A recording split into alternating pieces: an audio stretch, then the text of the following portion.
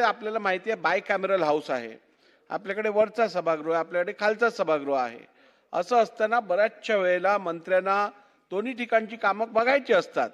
त्यातून उपमुख्यमंत्री असतील, मुख्यमंत्री असतील, त्यांना विविध विषयात वरच्या सभागृहातही बसायला लागतं आणि म्हणून बाय वे ऑफ अबॅन्डन्ड कॉशन आपण ती जबाबदारी इतर मंत्र्यांना देतो.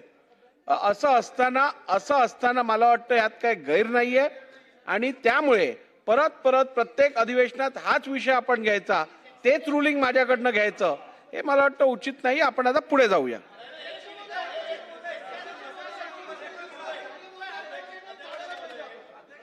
महोदय, रेकॉर्डवर नाही काढायला पाहिजे. 19 आणि 20 ला झालं नव्हतं.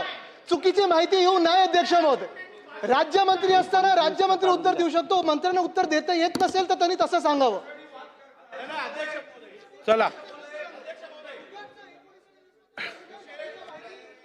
चला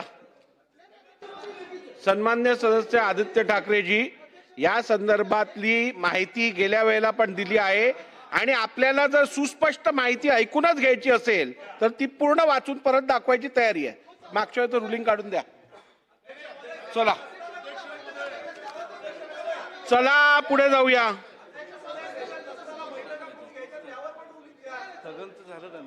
चला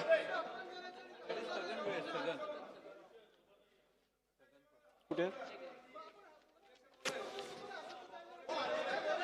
आज प्राप्त झालेल्या सर्व स्थगन प्रस्तावांच्या सूचनांना मी दालनात अनुमती नाकारलेली आहे.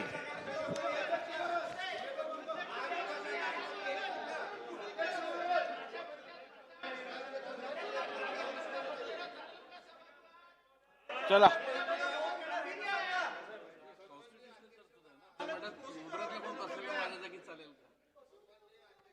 चला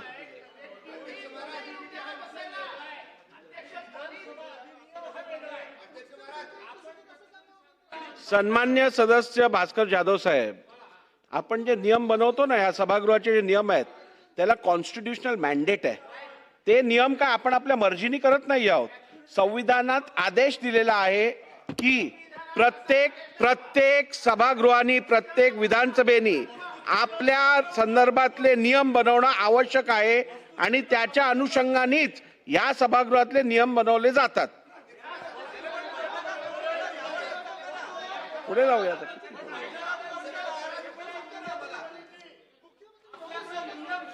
सन्माननीय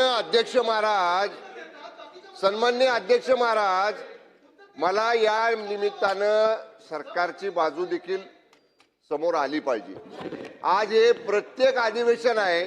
प्रत्येक अधिवेशनाच्या पहिल्या दिवशी, दुसऱ्या दिवशी हे काय नवीन केलं, हे कसे आदेश काढले. शेवटी अध्यक्ष महाराज, या सभागृहाचे कस्टोडियन आपण आहात. या सभागृहाचा पूर्ण ऐकून घ्या. आता तुम्ही बोलताना आम्ही ऐकत होतो. या सभागृहाचे आदेश, आपले आदेश या सभागृहांमध्ये अंतिम मानले जातात. आपण जे हिरवं पुस्तक आहे विधानसभेच्या नियमाचं, त्या आधारानं आपण जे आपल्याला अधिकार आहेत त्या अधिकारामध्ये आपण कामाचं वाटप अधिवेशनापुरतं केलेलं आहे. दर अधिवेशनामध्ये वेगळं रुलिंग द्यायचं का? अध्यक्ष महाराज, आपण अधिवेशन काढून बघा 2024 आणि काय होतं अध्यक्ष महाराज. 19ला काय होतं? 2019ला महाविकास आघाडी सरकारच्या मुख्यमंत्र्यांनी स्वतः उत्तरं दिली का? सभागृहामध्ये देत होते का स्वतः उत्तरं? ते सुद्धा असे अधिकार देत होते ना त्यांच्या मंत्र्यांना. 2019 ते 22 महाविकास आघाडीच्या मुख्यमंत्र्यांनी सुद्धा अशा पद्धतीचे अधिकार त्यांच्या मंत्र्यांना दिलेले होते. त्याच्यापेक्षा वेगळं आता काही झालेलं नाही. तुमच्या काळात चालतं, तुम्ही होता त्यावेळी चालायचं आणि आता का चालत नाही? म्हणून मला बोलू द्या. बसा. त्यांच्या काळात का चाललं? बसवतो त्यांना पण बसवतो. 19 ते 22 महाविकास आघाडीमध्ये चाललं ना. ठीक आहे. चला, मला वाटतं ऐकून घ्या. रुलिंग